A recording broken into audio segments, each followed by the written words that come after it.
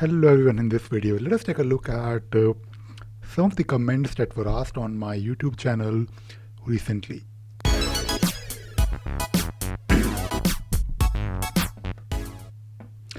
So today I wanted to spend some time looking at reading some of the comments and trying to also respond to them.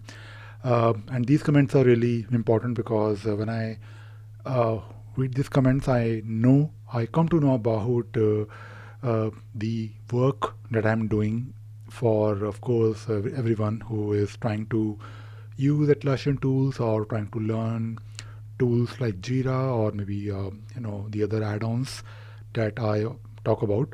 So these comments are really important because it gives me, it gives me a feedback about whether the videos are helpful or not, and of course, it gives me a sense of satisfaction and also the motivation to keep making more videos. So let us go through the comments. Some of the comments, some of the recent comments.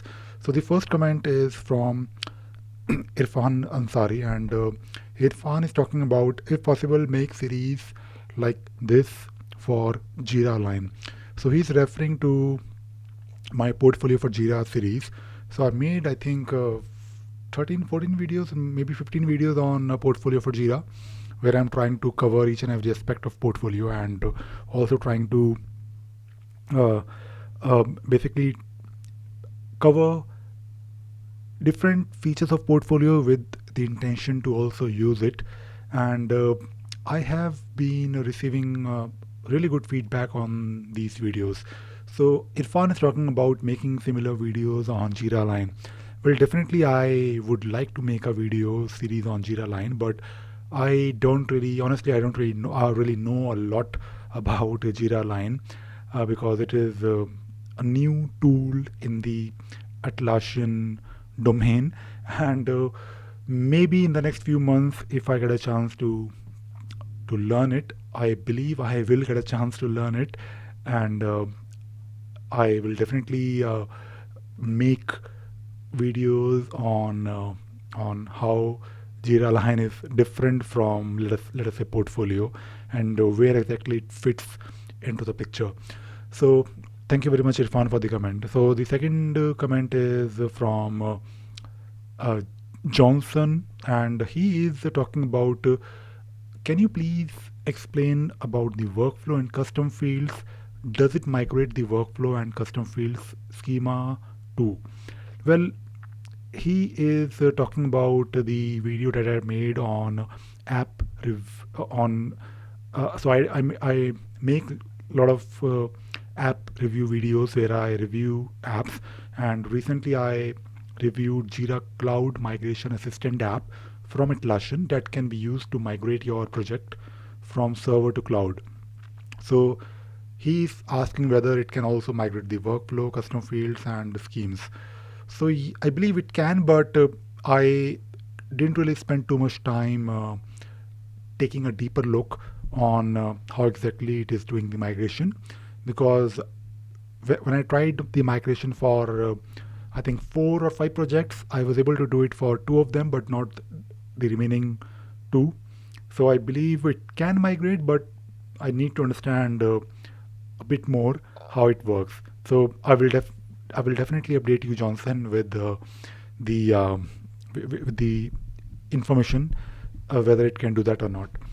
The next comment is from Parag, and Parag is talking about uh, when would someone want to create a SOAP API? Is there anything that can be done just by SOAP and not by REST? So I think if you look at this video where I did a comparison of SOAP versus REST, uh, it is not really a video where I'm trying to say that SOAP is better than REST or REST is better than SOAP. There is a reason why SOAP in some situation can be useful, and in other cases SOAP is still a valid choice. So if you watch this video again, I think you will probably get the answer, where I of course mentioned a few examples. The next video is from I don't really want to attempt to pronounce this name. So basically, this comment is thank you, Ravi. I will be waiting for more JST tutorials. JST is definitely in my list. I have not really talked a lot about JST, Jira Service Desk, but I should have because I have worked a lot on JST. I spent many years working on ever since it was released, um, and I have been working on Jira Service Desk based projects and also implemented many ITSM based processes in Jira Service Desk. So definitely this is really in my pipeline. So hopefully later this year or maybe in the next few months or weeks, let us see. I'll probably try to make more videos on Jira Service Desk. The next comment is from Ramesh Ram, and Ramesh is trying to uh, mention, or he's actually asking a question. I want scripting for original estimate field mandatory for particular project only.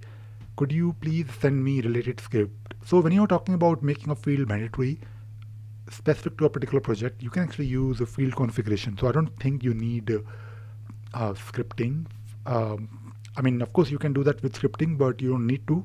You can still use your out of the box field configurations where you can define that you want this field to be mandatory for this project. And of course, I mean, the purpose of field configuration scheme is to use it on a specific project or maybe a set of projects where you want those fields to be required. So try field configurations. The next question is from Sema, and Sema is asking about which version can I update from 7.10 in Jira. So I think this question is about from which version you can upgrade to 7.10, and the answer is not very difficult, but you need to spend some time, going through the documentation of Atlassian. So you can search on Google something like Jira upgrade path. Let us say if you're using Jira 5 point something, 5.7, so you cannot directly jump from 5.7 to 8.5 or 8.7. You need to follow a path. You might need to do like at least two I believe upgrades, and you can find it out if you look at this page where there is detailed information about like if you read this page called Jira 8.5 Enterprise Release Upgrade Guide. So by the way, Jira 8.5 is the enterprise release, but if you look at this page, there is an upgrade path, or if you I mean you basically need to jump Jira by you have to do intermediate upgrades. So it is not really direct, but this information is not really hidden. You can easily find it on the documentation. So the next question is from Anna, and Anna is asking about, is it possible to change the color of approve button? So Anna is talking about my video where I talked about inserting a custom CSS using script runner, where I gave an example of how we can change the color of the button. Now this can be done definitely for approve button as well. I'm not sure if this approve button is something coming from the workflow. I believe yes, but you can definitely change. I mean, anything that you see on the screen, like all the elements, all the web elements of your Jira screen, you can definitely do changes to the design, like simple things like changing color using CSS, and that can be done with the help of script runner for Jira. The next comment is from I have no idea how to read this text, this name. So this comment is seriously underrated video. Good job explaining the concept. Thank you very much. The next comment is also from Irfan. Thank you so much. Appreciate your efforts. Thank you very much, Irfan, for commenting and letting me know. There is also one more comment from Siva, and he is asking about how to insert Jira issue details like subject, description, ticket number to an external database. So I made one video about using script runner to connect to a database.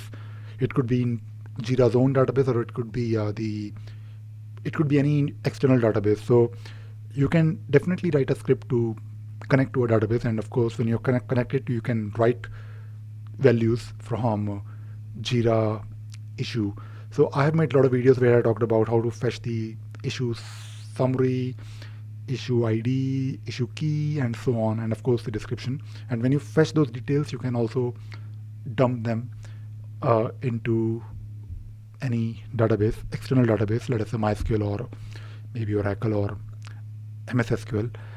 The next question is from Hi Shrikant, and Shrikant is talking about Hi Ravi, is there any way to link the linked issues in bulk by using script runner? So I think so. This question is on my script runners fetch linked issues video, where I talked about how to fetch the links. Like let us say you have one issue linked to another issue and you want to fetch those linked issues. So I believe you can definitely do it in bulk, and you can also link the issues if you want using script runner. So that is definitely possible. And